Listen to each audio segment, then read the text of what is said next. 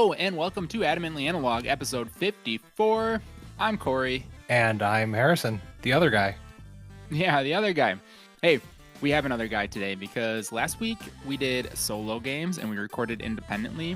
My thought was, since we're doing dual games today, we'll do both of us on the call at the same time. What do you think of that, Harrison? I like we mix it up so much. You know, we just gotta keep it fresh. Yeah, keep them on their toes. Harrison, you sound like you've been using your voice a lot. Did you have a busy weekend? I do. I'm sorry. I'm sorry, dear listeners, if my throat sounds raw.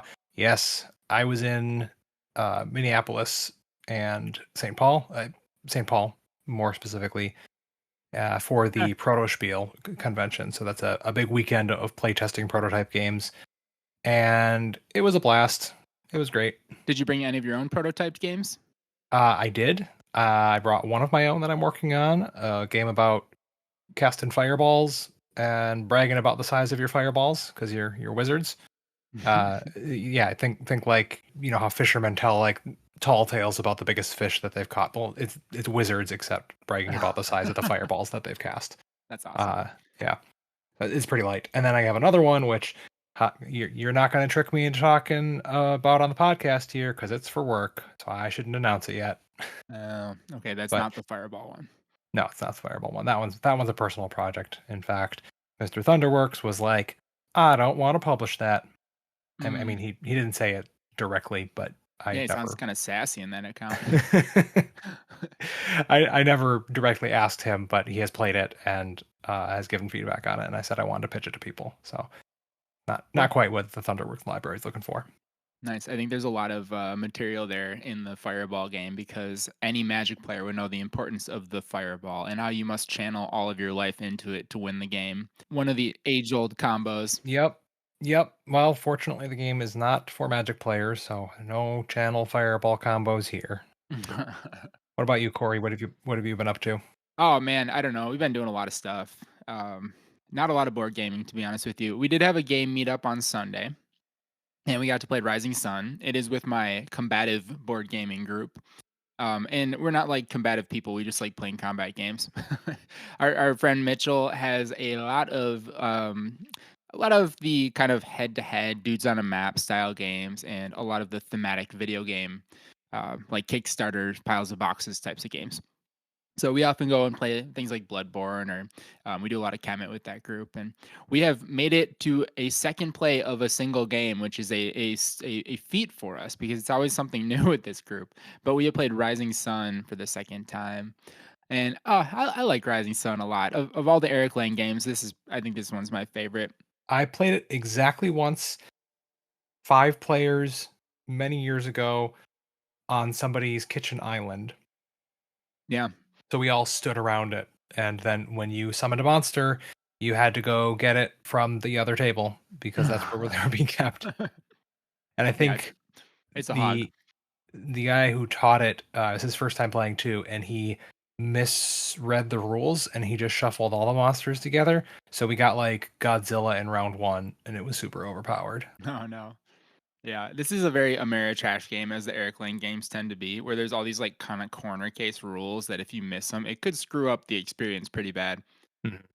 We didn't have too many of those this time. We definitely goofed on some things, but the first time we played it, it was kind of miserable. We screwed up a lot of the rules, and Mitchell ended up winning the first time just by card combos because it's a dudes on a map game, but there's also this like element of assembling a tableau of abilities and powers and scoring mechanisms. And all of a sudden, it's like, wow, how did he get all those points? Oh, it's because he's just earning points just by having the cards. We can't even interact with him at this point. We should have been blocking that. But the second time through, much better. We were much more aware of what we needed to do. The game is cool. The combat's this weird like bidding system. You kind of put up a shield and you get to decide how you want to spend your money to bid for 4 different phases of the combat. One of them being seppuku. You can kill off all your soldiers and get points for them. If you do that, then one of the other modes of combat, which is to gain points for every soldier that died, becomes relevant. But it's sort of like a rock, paper, scissors kind of moment in a lot of cases, and sometimes with 3 players or 4 players, because anyone in the board space is going to be involved in the combat. So pretty interesting. I like it, like I said, but it's definitely got its issues. and I don't know if that's something that I would feel differently about after third, fourth, and fifth plays of it. I don't know how easy that game to get that game is right now, but it's probably coming due for a reprint sometime soon. Did you hear Yeah. the news? No, what's going on? It looks like Simon just sold the rights to Blood Rage, Ankh, and Rising Sun to Tabletop Tycoon. Oh wow. Yeah, I don't even know what that's Tabletop kind of a Tycoon crazy is. thing. That's Tabletop. another publisher. Yeah, but I've never heard of them. What do they make? They make long pause so I can double check. War of Whispers. I see War of Whispers. Oh, Everdell, apparently. Oh yeah. Yeah, they got a bunch of stuff. I'm going to their website and it's like the first things that they list on their website are just like accessories and plushies. I'm like, I want to look at games. Everdell, Canvas, Black Orchestra. There's a lot of Everdell stuff on here. I think they're probably gonna have lots to work with the Rising Sun and Blood Rage fans too, if they want to push all the extra add-on products like they do with Oh, yeah. this series. Oh, Nemo's War. That's another one. Yeah. So Cool. yeah, Okay. you can imagine those will be coming back around and uh maybe even more luxurious or less luxurious. Maybe they'll do like a toned down version that's more accessible. Who knows? Yeah, I doubt it.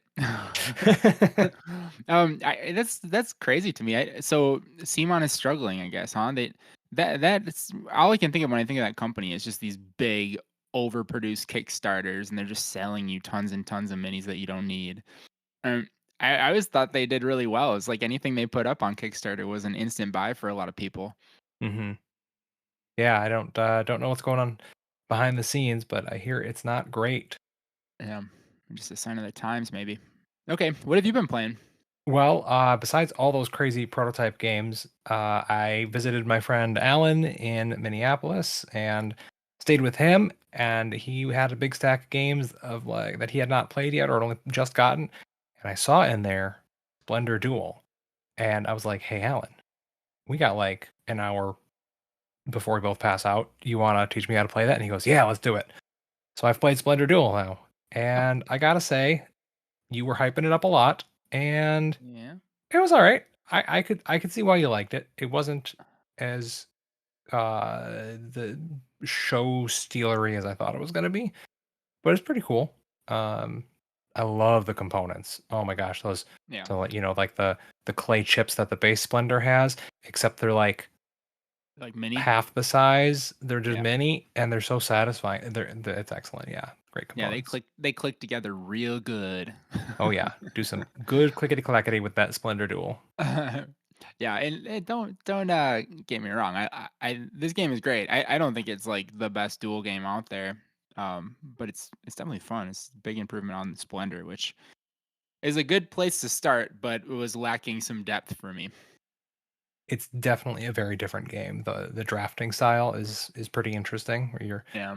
you got that big grid, and then you're drafting things in a line from it. I thought that was neat, and then the way it fills out from the center out is a little fiddly, but it works because then you're guaranteed to have the most choices, which Yeah. is kind of cool. All right, Harrison. Well, what are we talking about today? We're talking about duel games, and we've done two-player games before, and those games were not exclusively two-player games. So I think today maybe we focus in a little bit. Mono a mono, you versus me, duel. Oh no, I picked games that could be two player but weren't. I guess I have to redo my whole list. Hold on. Wait, are you serious? No, I'm just kidding. I'm just doing it. I got Okay. you. I All got right. you. All right. I was gonna say, okay, go. I'll go make a sandwich, and we'll come back in a half hour. Just don't forget to edit out the half hour of sandwich making. No, I won't forget to edit out the half hour of me eating the sandwich into the microphone either. Oh boy. All right. Anyways, well, we're going to talk about our favorite duel games. And the first player rule, of course, comes from one of the classic duel games, Patchwork. And it's the player that last used a needle. Harrison, did you stitch recently? I forgot to ask Corey, how was your sandwich? I'm still hungry. So don't make me imagine what a sandwich would taste like right now. Just got home from work. So I don't remember the last time I used a needle, but I remember the last time a needle was used on me, Hmm. and Yeah, that you was got like tatted up? no, it was like 2 days ago, and content gross out warning. I had a zit thing in a place that I could not reach. It was on my Oh back. boy. Is on my back, and Lauren was like, "Can I just pierce that for you and drain it?" And I was like, "Sure, okay." So that's the kind of relationship that Lauren and I have. We got That's love. That's love 10 harassment. years of marriage. Yep. So Yeah. I had a needle used on me. Wow, what a convenient story to tell since we're using the patchwork first player rule. I was thinking maybe you were gonna say, "Oh, just the other day I got this gnarly gash and I had to get stitched up." But Nope. Nope.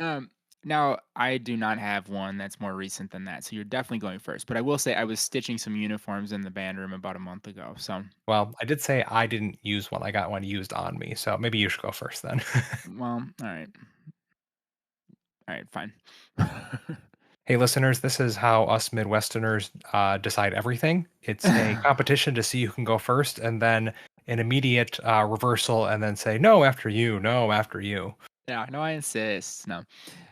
No, I'm just gonna do it. I'm gonna jump in because we need to get going. So, the first game I want to bring up a duel game, and this one is a little bit of a cheat. I have to admit, it is a one-on-one game, but it also has potential to be a one-on-two or a one-on-three game. In any case, it's a duel between one team and the other, and that is the Germans and the American Sniper. This is Sniper Elite 2022 from Rebellion Unplugged. And I have talked about how much I love this game before on the podcast. I haven't gone into too much depth on it, and I certainly haven't talked about the new expansion, Sniper Elite Escalation or Operation Kraken. And I have to do so because we actually have a review copy in, and I'm super psyched about it because it takes this already awesome game and adds more depth to it. But let me explain what it is first, shall I? Go for it. This is a this is a hidden I'll allow movement it. game. This is a hidden movement game between the sniper and the Germans. Like I said, they're referred to as the defenders in the rules, where the defenders actually put miniatures on the map in three different color coded sectors and move around and try to scope out the sniper. If you played anything like Letters from Whitechapel or any of the other popular hidden movement games, they all have kind of similar hooks to them. The sniper uses a dry erase marker and a separate board to kind of draw their route on the map. And their job is to go to a checkpoint, complete one objective, move to another checkpoint, and complete the other objective. And there's kind of like a time limit, a natural time limit on every time the Germans act, they move a piece down this scale that counts from, I think it's from 10 to 0, basically. And so if the sniper can't accomplish their task before that timer runs out, then they lose. If the sniper does accomplish the task, that resets and they've got 10 more turns to basically hit the next objective. And so there's lots of cool things that can be done. Obviously, the sniper can shoot a gun, and that's great. You can take the Germans off the map, but when you do so, you risk the gun making too much noise and revealing some of your location. You can improve the odds of that by killing the defenders. So kind of a cool like mind game. As I've said before, it is possible to play the game without firing your weapon. I've mentioned in the past that my brother has beat me by just sneaking around. I never located him once. It's actually kind of miraculous. I don't think that's a very common occurrence in this game. The new expansion, Operation Kraken, is the one I've actually played here. Escalation is also included in the Kickstarter that they have up right now, but I don't have any experience with that one. Includes two new maps. One of them is the Norman Village, which has these kind of German tanks that the Germans can get in and drive around to patrol. And then you flip that board over, and the super carrier is on the other side, and it's 3 levels of this giant submarine that the sniper's like crawling in and out of the ductwork to sneak up on the Jeez. defenders. Yeah, it's really cool. So these are great because it really does change the experience quite a bit. The two maps that they provide are kind of vanilla compared to these expansion ones. Um, and they're fun and all. They have kind of a different scope as far as this is a big Ha. outdoor Ha map. ha. Scope. Eh, yeah, see what I did there? Or one of them maybe more focuses on close quarters. So more variety definitely adds to the game. It's like 30-40 minute playthrough each time you do it.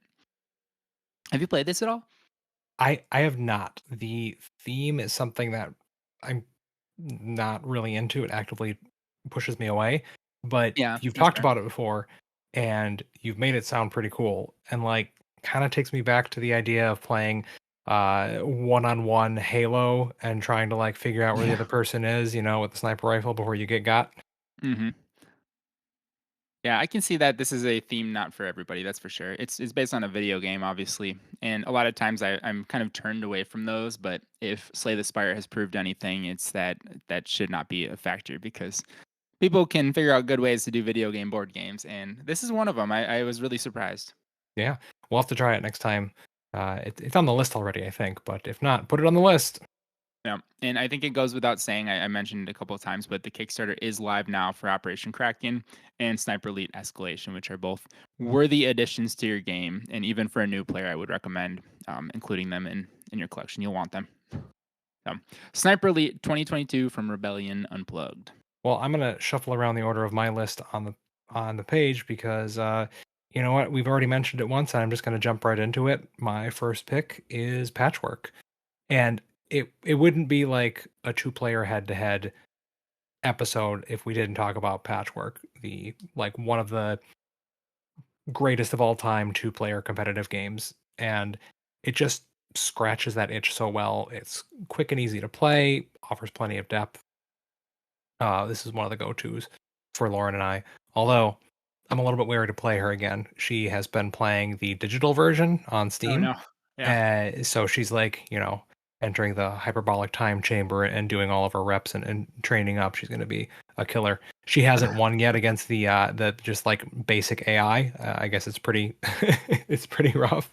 Oh, yeah. Um, so yeah, either she's going to be incredible, or she's just naturally really bad. And by proxy, I am too because I lose about half the time to her.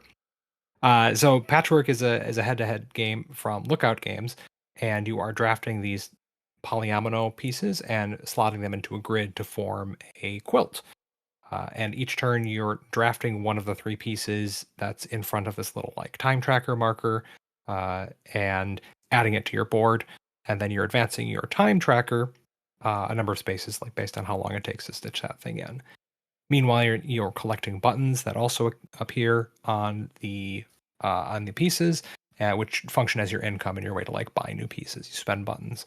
So there's this cool push and pull between the managing your resources, your buttons, and your actual time to place pieces, and then also just figuring out the puzzle of placing slotting in all these pieces together.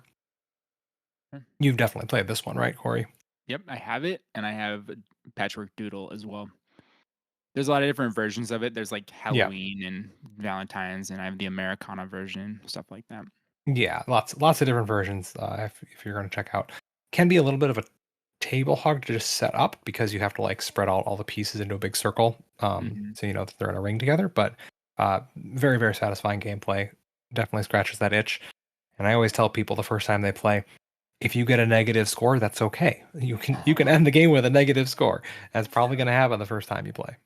Yeah, this one's cute enough to play with your grandma, but deep enough to play with a hardcore gamer and still get a good experience out of it. Because it's hard. This is not an easy game. Not I not thought you easy were to going to play well. say deep enough to play with your grandpa. Yeah, assuming your grandpa is a hardcore gamer. Yeah. Yeah, well, you haven't met my grandpa.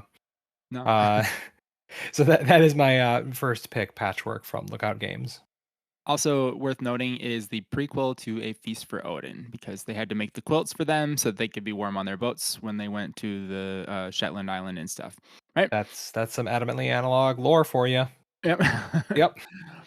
All right, my second pick is a game called Stellar from 2020, put out by Renegade Games. This is a game designed by Matt Riddle and Ben Pinchback, who do a whole bunch of games that seem almost nothing like Stellar. So I was kind of kind of surprised by that. For example, Wasteland Express Delivery Service. Oh, okay. Yeah. Fleet the Dice Game, Tiny Farms, River Valley Glassworks, that kind of thing. So they kind of Okay. have a mixture of lighter and heavier games. So the point I'm trying to make here is that these guys are experienced and versatile board game designers, and I'm impressed. Yep. Stellar is a little two-player small box card game. Both players assume the role of an astronomer, observing the night sky and logging celestial bodies into their notebook. And basically, what you're doing is you're drafting two cards on each turn and placing them into either your telescope, which is this Christmas tree like formation formed by other cards, or into your notebook, which is basically kind of like rummy piles. You try to create runs of consecutive numerical values in each suit. Um, so the way that it works is each card has a suit, it has a numerical value, and it has a star value. And so in the telescope, you worry about the stars. You're placing suited cards adjacent to one another. And the number of stars in that suited group is multiplied by the number of cards in the run in the notebook at the end of the game. Okay.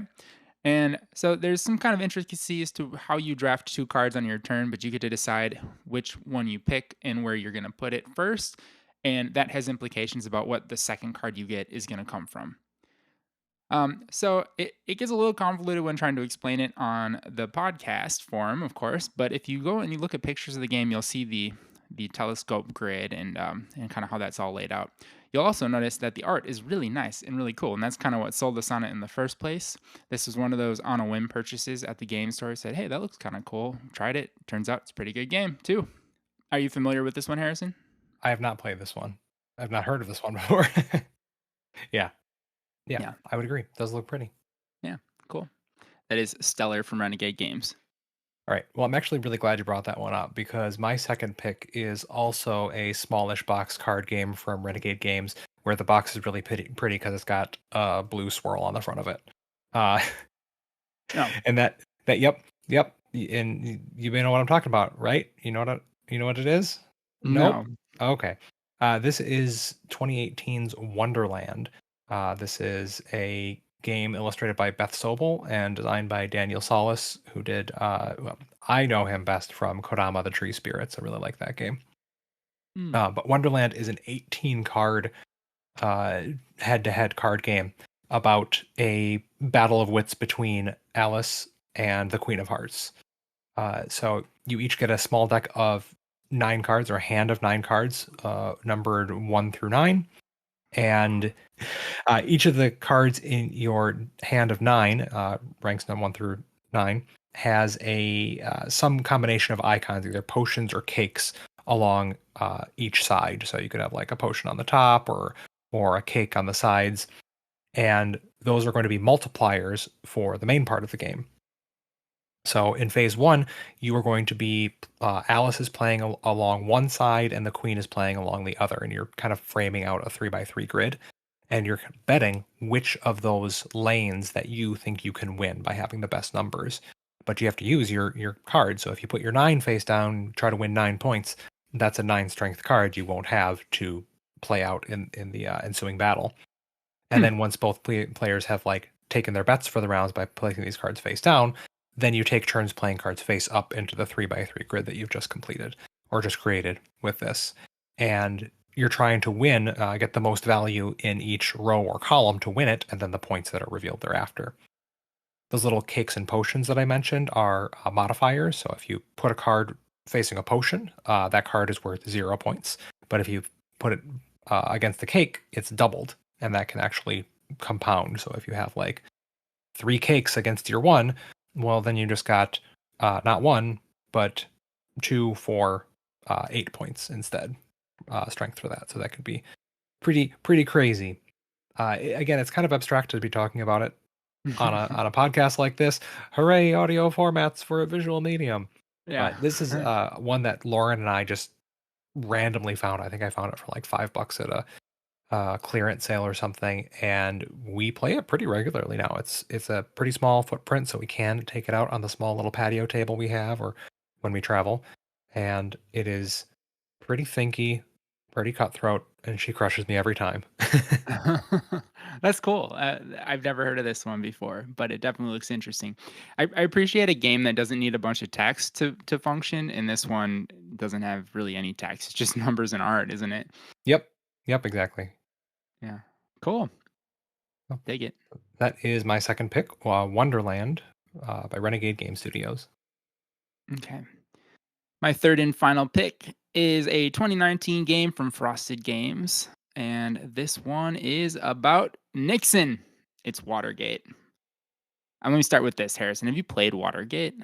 I if I told you that I had, I would be lying. Oh, okay, and that's okay. But this one is very exciting. I think it's a really unique Oh game. wait, no, hold on, I gotta re-say that. I I would I would tell you that I've played Watergate, but then I'd be a crook Oh, because there I'd you be go. lying. Yes. Yeah.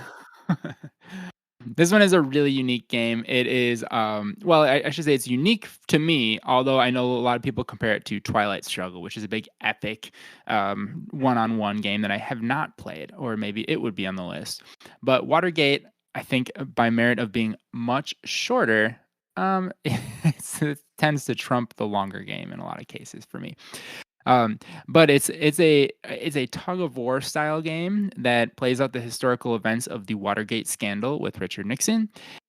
You are either Richard Nixon or a reporter, and the reporter is trying to connect Nixon to informants that are sharing evidence of his association with the scandal.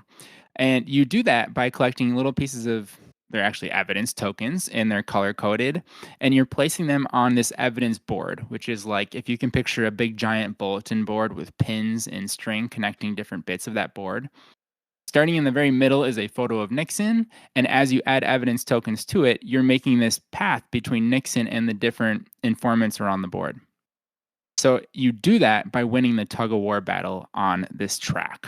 Okay, all the evidence is flipped face down. It starts in the middle of the track, and as players are playing cards, it tells you how far in which direction you can move either evidence or other tokens in the game. And at the end of a round, if they end on your side, you get to place them for your benefit. Nixon gets to place them as a block, so it will prevent you from taking a certain route to connect that evidence. As a reporter, you're trying to connect two informants. As Nixon, you're trying to basically draw things out long enough to get enough momentum, which is another token you're playing tug of war with. And it's really interesting to see how this works because not only are you playing this kind of very technical game, uh, of this is like back and forth, but it's also extremely historical because all of the cards have events on them too, which is the other function that they can be used for. And there's tons of flavor text and how they fit into the context of this scandal. But they do some kind of random thing that your opponent's often thinking, wow, you get to do that? That seems really powerful. So, really cool game, super neat in many, many ways, and something I've never encountered before. And I think we should play this one together too, Harrison. Again, I'm not a huge fan of like the historical theming on a lot of games, but this was like a huge one when it came out in 2019. Uh, I still look at pictures of this and I'm like, that's the coolest graphic design and board ever. Like the idea that you're pinning pieces of evidence together on a cork board full of yarn tied between all the pins, like it just looks super super cool. Yeah. Yeah, it is. And I think even if you're not into the theme, I think as a board game designer, you would appreciate this one a lot because with a small box and like I said, it's only like a 30-minute playtime, it does a lot. And I think that's really neat. Yeah, put it on the list. Yep, there we go. I have it, so we can play it. And that is Watergate from Frosted Games and Capstone Games. All right. Well, my final pick is a two-player game from 2020 by a publisher who doesn't publish very many games at all. I think they've just got two, and this is their second one. And this is Tellstone's King's Gambit from Riot Games, the people who make video games like, League of Legends and all that stuff. It's crazy. So, Tellstones is a head-to-head tactical memory game. I think I would kind of call it that. It's very bizarre, but the production of it is gorgeous. It just comes in this little metal carrying case, and the components are 7 chunky, super high quality stone discs, and then like a nice cloth playmat and a couple beads to keep your score. And the whole gist of this is you've got these 7 stones with a symbol on one side, and you want to lay them out in a sequence and basically memorize them better than your opponent can. So the game starts out with just a single token, a single disc out there, and then on your turn you can do like one of 6 different actions. But all the ones that manipulate the board are like add one, swap two, or turn one face down, you don't actually take that action when you say, "Hey, I want to add one to the row." You pick one and tell your opponent where to put it. Or when you swap them, you say, "I want to swap those two," and you make your opponent do it. And if you want to flip one face down, you say, "I want to flip that face down," and you make them flip it face over. Hmm. So it just adds this like little extra wrinkles. Every thing that you are trying to hide or like mentally load your opponent with, they do it and they have that physical motion to help them remember where things are too. Hmm. Um, and then the game goes until you score 3 points, and you can like score a point by correctly recalling where something is. But you can also just try to end the game with a boast, which is when you say, "Okay, I think I can guess all seven of these correctly," or however many are face down. Um, and when you say you want to boast, your opponent can cower, like chicken out. They can say, "No, I believe you. I think you know it all. You can just take a point instead." Um, or they can call you on it, and then you have to do it. And if you do it, you win immediately. But if you even get one wrong, you lose immediately. Hmm. Uh, Cool. or on top of that, if you boast, they can actually counter boast and say, "No, actually, I know it," and then they can do it. So I kind of like it's reversal here. So it's this big game of chicken. Um, it's just super bizarre, and I can see why not a lot of people talk about it. Um, Definitely overproduced, but it's like a really nice little thing to have and just even play with the pieces. They're super nice. It seems like the type of thing that would be like a re-implementation of some classic game or something. It doesn't Yeah, appear to be though. I don't see anything mentioned. they were going for that like classic abstract game feel. The rule book is half like lore and why how this game exists within the world of the characters of League of Legends or something like Oh, that. And it's supposed to be the game that all of the generals play to master strategy, but also the common folk play it too because reasons or something. And the game actually shows up in like the background art of like a lot of their card game stuff. The Legends of Runeterra okay. is mentioned there too, and I guess every nation in League of Legends has like a version of this game, and this is supposed to be like the classic sword and sorcery Demacian version of it, like knights and wizards and stuff. So uh, super nice production. Very hard to get a hold of or find, but if you get a chance to check it out, it's very cool. I do want That to is play it. yeah, I've got a copy. I've got a copy. It took me a while to track one down, but I did. That is Tellstone's King's Gambit from Riot Games. Cool. Should we recap our list real quick? Do you want to make a duel out of it? How do we do that? You say a game, and then I say a game, and then after we take turns going through the list, whoever said the most games is the winner. Okay, cool. But we do have to start by saying on guard. Okay, on guard. Okay, Sniper Elite, Patchwork, Stellar, Wonderland, Watergate. Tellstone's King's Gambit. Your Well, turn. it's a tie then. Oh, I didn't play test this game at all. No.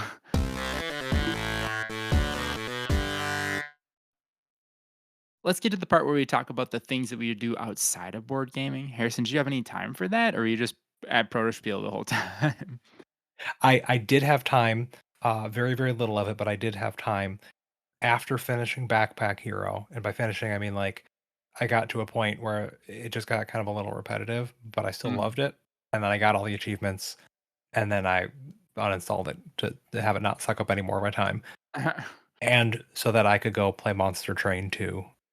Now, Oh, I've that's out. oh yeah, yup, just came out I think last week or two ago. The sequel to Monster Train, which I guess I've been describing as Slay the Spire, except times three, and it encourages you to break the game super hard every single time. Mhm. um, so it's a little bit tower defensey. You've actually got three stages of Slay the Spire ish combat that you're playing on, and each round of combat, the guys from the bottom level advance to the next level up, and so on. So there's a little bit of tower defense element, but it lets you break the game Nice. in so many ways. But it's part of it. Like you can get crazy powerful, and then the enemies will scale into like the thousands of health that you just kind of have to deal with. So hopefully you've broken it. And Monster Train 2 does not disappoint. It is 5 new factions which you can mix and match, some new card types like equipment, and it's just super cool. Yeah, I'm absolutely loving this one. That's awesome. I don't need to hear that, and Nikki definitely doesn't need to hear that too. I downloaded it, and she got so far ahead that when I go back to the game, I don't even understand what's going on anymore because there's only one save file in the Steam game. So I got kind of left in the dust. I got to reset it and start from scratch, I think. Or you get Monster Train 2, and then you beat her at that one. And Yeah, then there you go. Then you reset both saves and trade. there you go. That's true. Well, I am about to come upon some free time now that it's almost summer, so that might be worthwhile. Yeah, that's true. What about you? What have you been up to besides finishing out the school year? Yeah, so I kind of teased this one on the last podcast, but we weren't recording together, so I couldn't talk to you about it, and I wanted to save it until this week because it's also been the thing that we've been doing this week. Sunderfolk, we got it.